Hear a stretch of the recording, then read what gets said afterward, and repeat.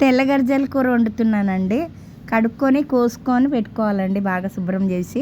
ఆవాలు, జీలకర్ర, ఎండుమిరపకాయలు, ఉప్పు, పసుపు, నూనెలో కొద్దిగా వేగనివ్వాలండి. వేగినాక కడుక్కొని పెట్టుకున్న ఈ ఆకుని ఇందులో వేసుకోవాలండి. తెల్లగర్జల కూర ఒంటికి చాలా మంచిదండి. రాళ్ళు అన్నీ పోతాయి.